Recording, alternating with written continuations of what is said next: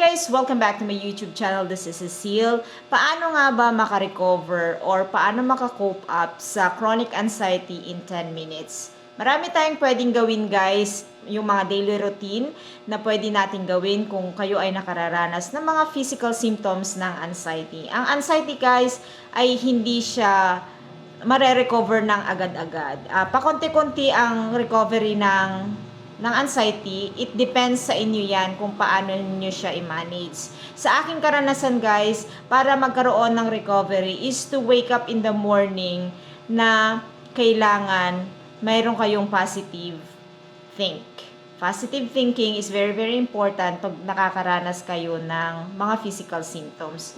Hindi po siya madali guys, pero kailangan natin magkaroon ng daily routine or daily activities, daily plan. And then, ito guys, ito yung pinaka-importante. Paggising ng umaga guys, do not scroll your phone into social media. Do not scroll your phone sa mga pag-google ng mga kahit na anong sakit na pwedeng connected sa physical symptoms. Pag kayo po ay meron ng mga medical check-up, meron kayong mga doctor's check-up, or meron na kayong mga result ng inyong mga medical check-up, you don't need to scroll your physical symptoms. Kasi the more na nag-i-scroll tayo ng mga physical symptoms, the more na nagiging worse or nagiging matindi yung mga impact sa atin ng mga physical symptoms ng anxiety. So what to do guys? Ang pinaka-importante is yung pagising sa umaga. Pagising sa umaga, wag mag-scroll ng any social media, especially yung mga nakakalungkot. Nakakalungkot, yung mga may mga sakit or video na malungkot. Pagising sa umaga, wag kayong mag-stay sa bed at mag-scroll, mag-cellphone o kaya kung ano-anong mga iniisip. Pagising ng umaga, dapat guys bumangon na. Iwasan yung si cellphone ng bagong gising kasi nakaka-worse yun ng mga physical symptoms. Sa akin guys, nangyari sa akin dati yun. Pagka gising ko, lagi ako nagsi-cellphone. So, hindi siya nakakatulong sa recovery ng anxiety. Pag kayo po ay nahihilo or masama talaga yung impact ng inyong mga physical symptoms, pagising ng umaga guys, pwede kayong mag-stretch kahit doon sa bed. Kahit sa bed lang, mag-stretching kayo. Yung mga kamay, importante yan. Kamay, mga balikat. Kailangan guys na i-stretch yan. Kasi para hindi tayo magkaroon ng mga muscle tension na naapektuhan siya pag tayo ay na-stress or may mga chronic anxiety.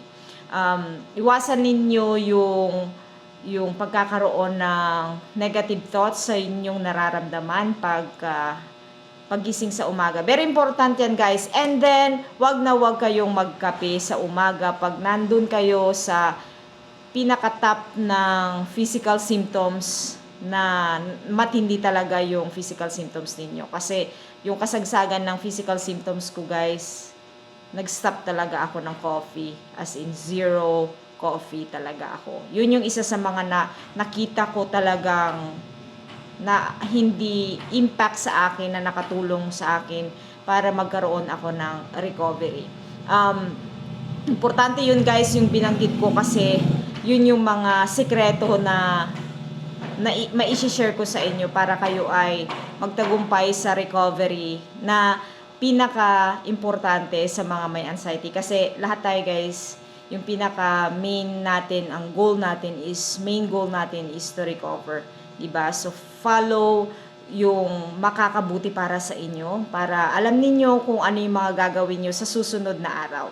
So, for me guys, do not scroll yung physical symptoms ninyo, and then, wag kayong mag-cellphone, mag-scroll ng social media, especially yung mga malulungkot, yung mga social media na magbibigay sa inyo ng negative thoughts. Importante yun guys. So, make it sure guys na mag-subscribe kayo sa channel na to, sa channel ko, para kayo ay ma-motivate at maintindihan nyo kung ano yung ginagawa kong video every time na nagsishare ako ng video. My purpose is to help everyone para magkaroon ng motivation doon sa nakakaranas ng mga chronic anxiety. Thank you guys, and I'll see you on my next video. Bye!